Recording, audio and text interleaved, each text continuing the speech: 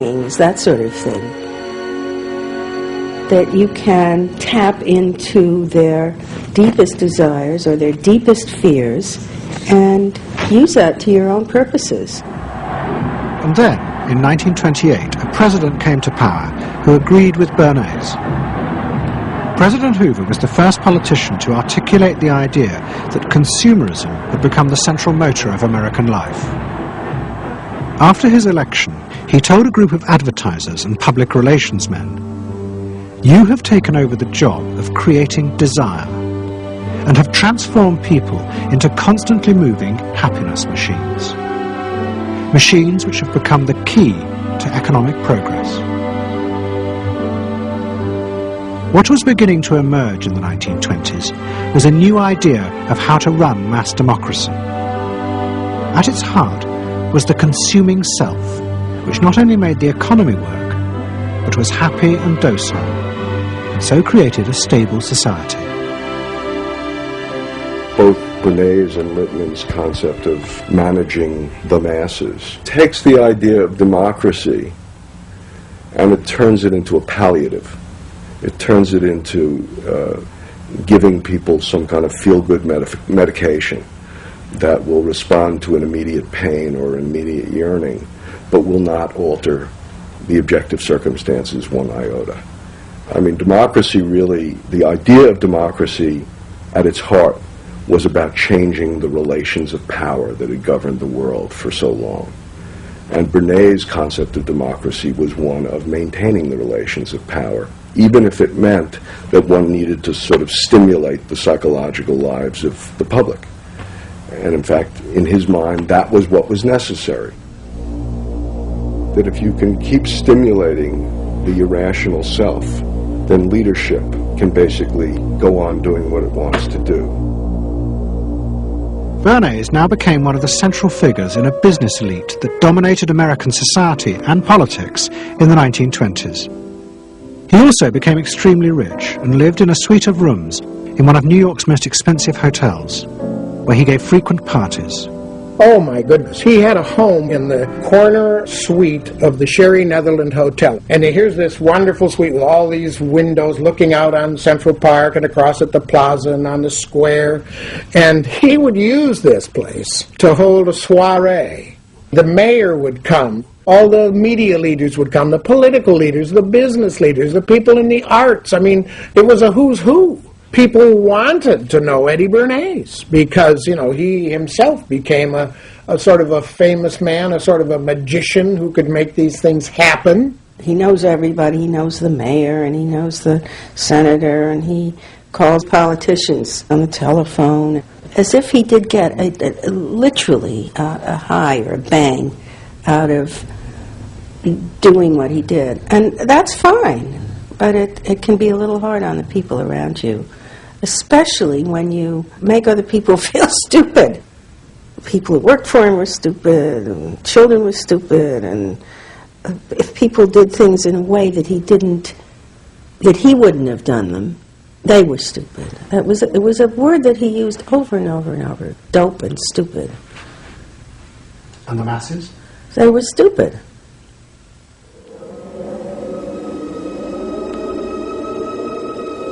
But Bernays' power was about to be destroyed dramatically, and by a type of human irrationality he could do nothing to control.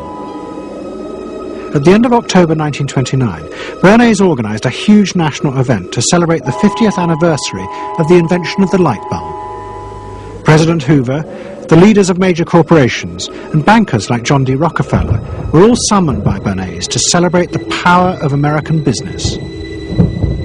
But even as they gathered, news came through that shares on the New York Stock Exchange were beginning to fall catastrophically. Throughout the 1920s, speculators had borrowed billions of dollars. The banks had promoted the idea that this was a new era where market crashes were a thing of the past. But they were wrong. What was about to happen was the biggest stock market crash in history. Investors had panicked and begun to sell in a blind, relentless fury that no reassurance by bankers or politicians could halt. and on the 29th of October 1929, the market collapsed.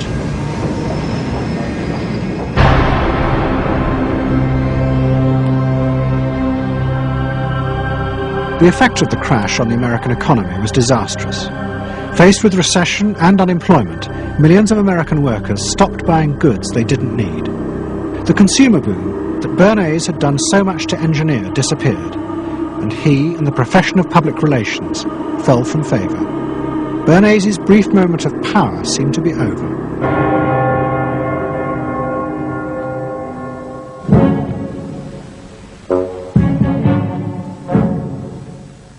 The effect of the Wall Street crash on Europe was also catastrophic. It intensified the growing economic and political crisis in the new democracies. In both Germany and Austria, there were violent street battles between the armed wings of different political parties. Against this backdrop, Freud, who was suffering from cancer of the jaw, retreated yet again to the Alps. He wrote a book called Civilization and Its Discontents. It was a powerful attack on the idea that civilization was an expression of human progress.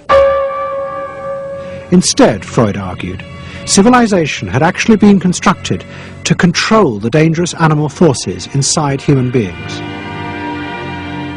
What was implicit in Freud's argument was that the ideal of individual freedom, which was at the heart of democracy, was impossible. Human beings could never be allowed to truly express themselves because it was too dangerous. They must always be controlled and would thus always be discontent.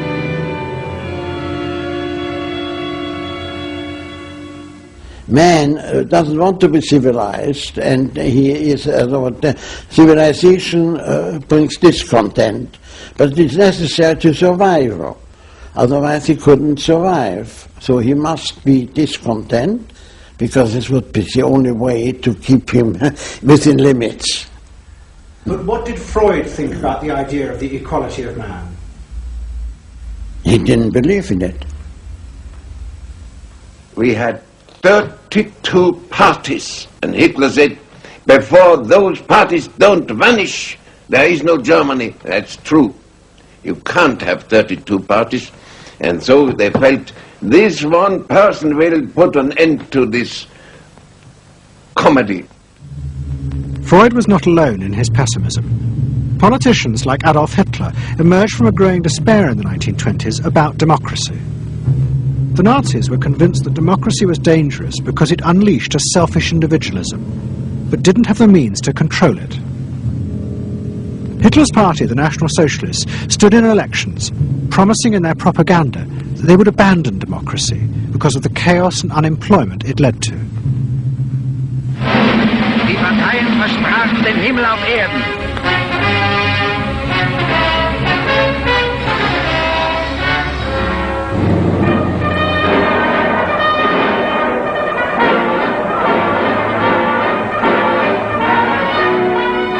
In March 1933, the National Socialists were elected to power in Germany, and they set out to create a society that would control human beings in a different way.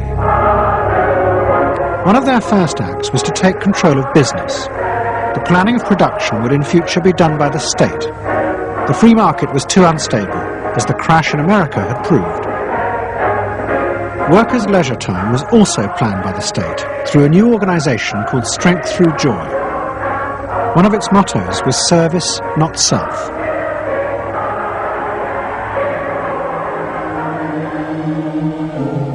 But the Nazis did not see this as a return to an old form of autocratic control.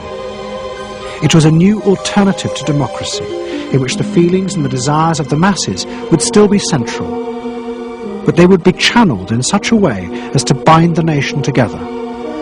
The chief exponent of this was Joseph Goebbels, the Minister of Propaganda. Es mag gut sein, Macht zu besitzen, die auf Gewehren ruht. Besser aber und beglückender ist es, das Herz eines Volkes zu gewinnen und es auch zu behalten.